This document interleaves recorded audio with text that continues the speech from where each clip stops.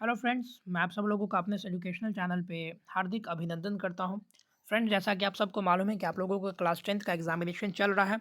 तो आज की इस वीडियो में मैं आप लोगों की फिजिक्स के क्वेश्चन जो है जिसका सीरीज़ एफ है हमारे पास, उसके क्वेश्चंस के आंसर देखने वाले हैं।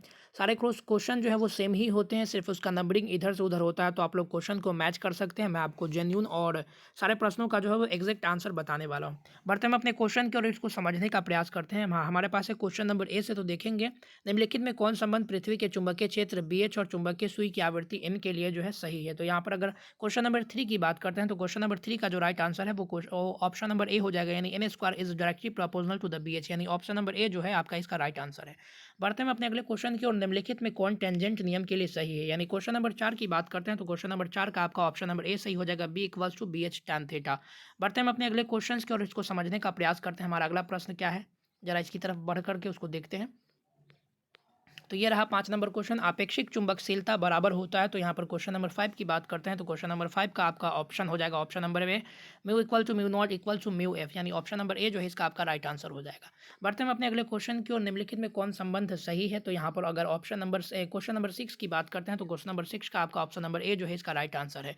बढ़ते हैं अपने अगले क्वेश्चन की और अगले प्रश्न की ओर समझने का प्रयास करते हैं। निम्नलिखित में कौन निर्वात में विद्युत चुंबकीय तरंग की चाल के लिए सही है, यानी क्वेश्चन नंबर 7 की बात करते हैं तो क्वेश्चन नंबर 7 का ऑप्शन नंबर जो है आपके सामने बी है, यानी =1/√μ0 जो है इसका आपका राइट आंसर हो जाएगा।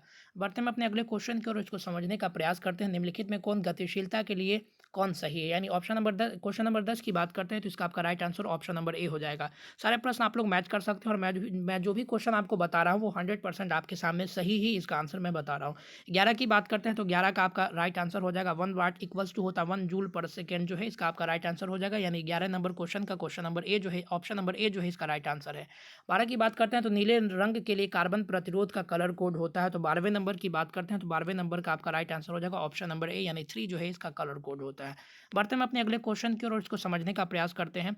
तो क्वेश्चन नंबर 18 की बात करते हैं तो आपके सामने है, आपके ये जो है आपसे पूछा जा रहा था इसका capacity of any conductor is. तो कैपेसिटी जो होता है वो 18वें नंबर का सवाल की बात करते हैं तो यहाँ पर आपके सामने ऑप्शन नंबर डी हो जाएगा, यानी C =Q/V जो है इसका राइट आंसर है।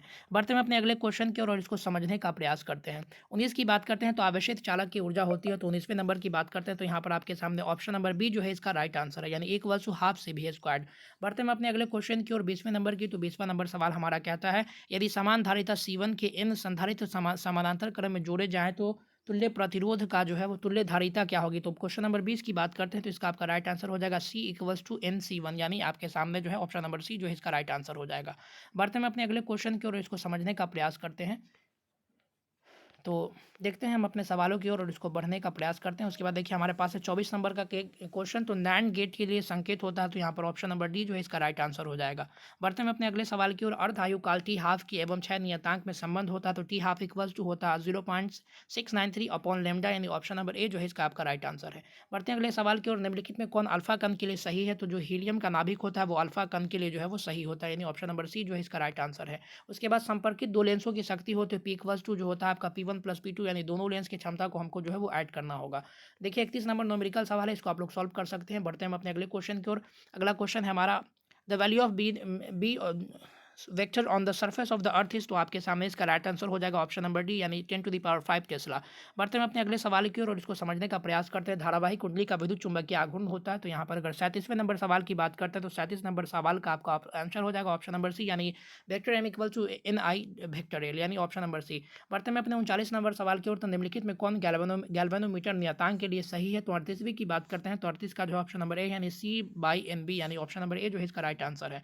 बढ़ते हैं अपने अगले सवाल की ओर और इसको समझने का प्रयास करते हैं।